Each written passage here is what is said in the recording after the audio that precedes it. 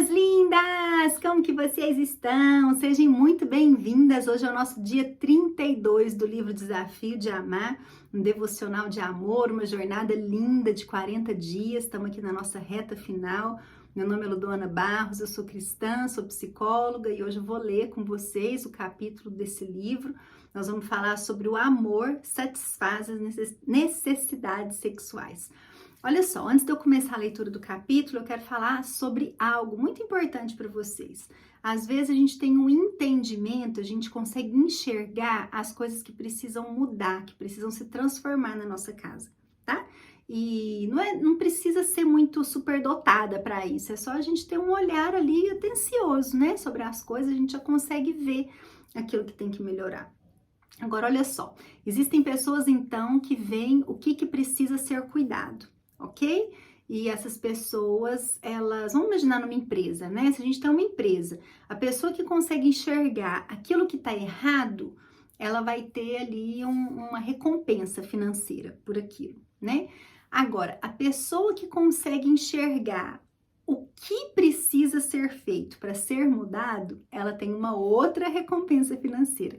Então, o que eu tô querendo dizer para você é o seguinte: o apontar problemas e o resolver problemas tem pesos diferentes, porque não é difícil apontar problemas, não é difícil encontrar onde que as coisas estão dando errado.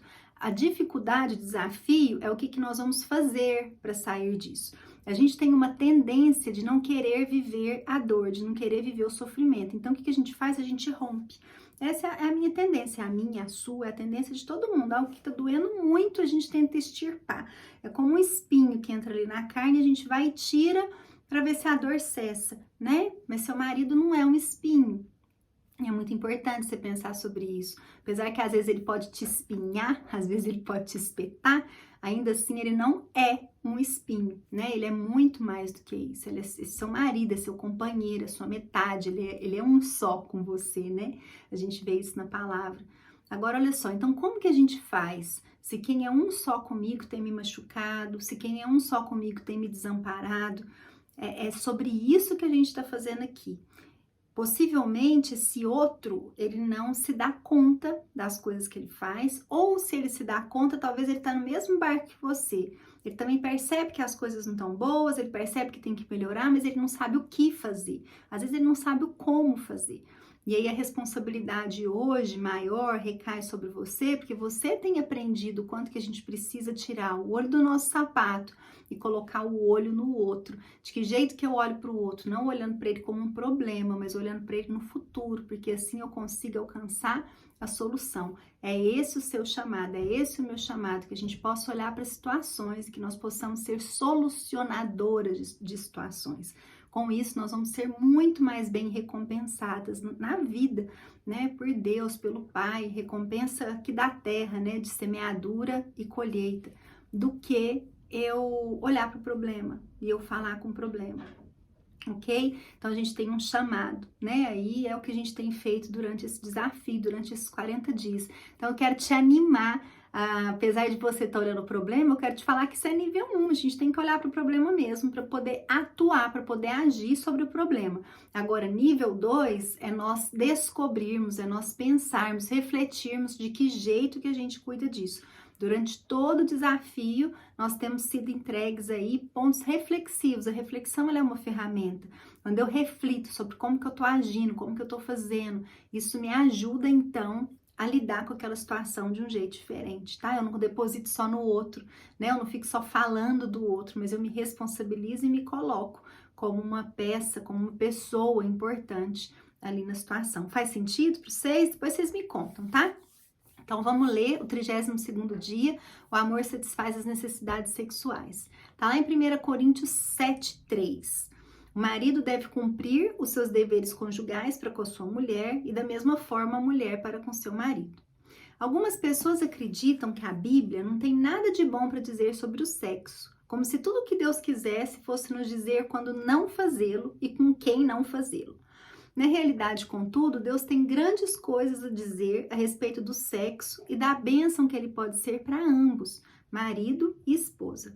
Mesmo os limites e as restrições são maneiras de Deus manter a nossa experiência sexual em um nível muito mais elevado do que os anunciados na televisão e nos filmes.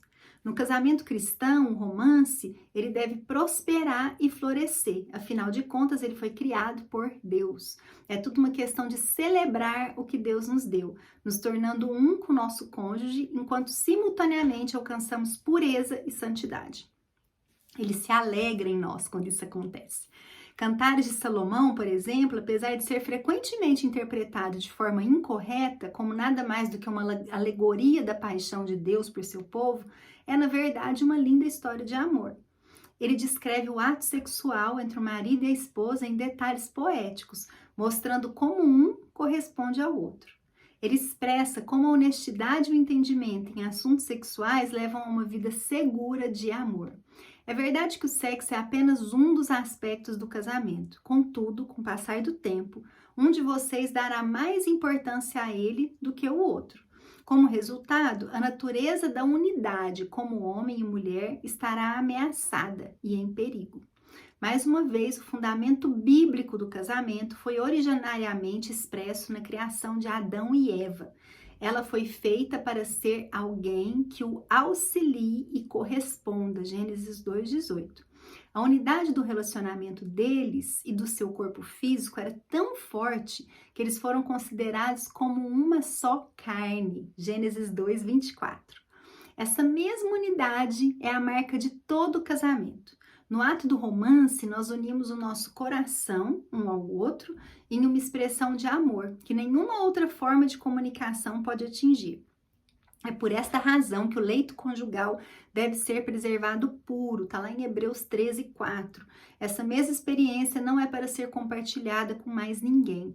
Entretanto, nós somos fracos. E quando essa necessidade ilegítima é invalidada, quando é tratado como sendo egoísta, como sendo uma exigência do outro, o nosso coração está sujeito a se afastar do casamento, tentado a preencher esse desejo em algum outro lugar, de alguma outra forma.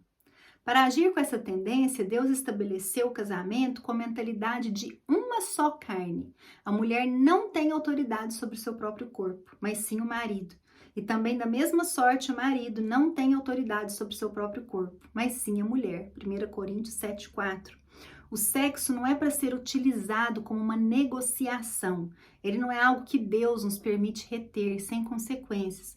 Apesar de existirem abusos a esse padrão projetado divinamente, a essência do casamento é de nos dar ao outro para satisfazer as suas necessidades. O sexo, então, é uma oportunidade dada por Deus para cumprir esse propósito. Então, não se recusem um ao outro, a Bíblia adverte, exceto por mútuo consentimento e durante certo tempo, para se dedicarem à oração. Depois, unam-se de novo, para que Satanás não os tente por não terem domínio próprio. 1 Coríntios 7:5. Você é a única pessoa chamada e designada por Deus para satisfazer as necessidades sexuais do seu cônjuge. Se você permitir que a distância cresça entre vocês nessa área, se você permitir que a rotina tenha lugar no seu casamento, você está tomando algo que por direito e exclusivamente pertence ao seu cônjuge. Se você permitir que o seu cônjuge saiba, através de palavras, ações ou falta de atenção, que o sexo não precisa ser mais do que você quer que seja, você rouba dele o sentido de honra e ternura que foi estabelecido por ordem bíblica. Você viola a unidade de uma só carne do casamento. Então, seja você aquele que se vê como que está sendo privado, ou aquele que admite estar privando o outro. Saiba que o plano de Deus é que vocês encontrem um equilíbrio e cheguem a um acordo.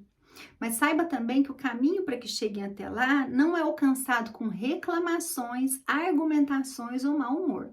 O amor é a única maneira de restabelecer a união apaixonada entre vocês. Cada um dos seus aspectos que o desafio de amar aborda, paciência, bondade, generosidade, atenção, proteção, honra, perdão, terá um papel na renovação da intimidade sexual de vocês. Quando o amor de Cristo é a fundação do seu casamento, a força da amizade e a relação sexual podem ser experimentadas a um nível que o mundo nunca conhecerá. Vocês foram comprados por alto preço, Deus declarou na 1 Coríntios 6:20. Ele colocou o seu amor em você e fez tudo para lhe fazer desejá-la. Agora é sua vez de pagar o preço do amor para ganhar o coração da sua esposa ou do seu marido. Quando agir assim, você sentirá a felicidade absoluta que flui quando o sexo é feito por todas as razões corretas. E como não fosse suficiente, você também terá a oportunidade de glorificar a Deus com seu próprio corpo. 1 Coríntios 6:20. Que bonito! Desafio de hoje. Se possível, relacione-se sexualmente com seu marido ou com sua esposa hoje. Faça isso de maneira que honre o que seu cônjuge lhe disse ou deixou implícito a respeito das necessidades dele em relação à sexualidade. Peça a Deus para que esse momento seja agradável para os dois e para que também seja um caminho para uma intimidade cada vez maior. Anote aqui quando o desafio de hoje estiver completo. Essa foi uma experiência satisfatória para você? Se não aconteceu da maneira como esperava, o que você acha que está dificultando a situação? Você já se comprometeu em levar isso a Deus em oração? Se foi bênção para os dois, o que você pode aprender com isso para o futuro? Quão formosa e quão aprazível és, ó amor em delícias. Cantares de Salomão 7:6.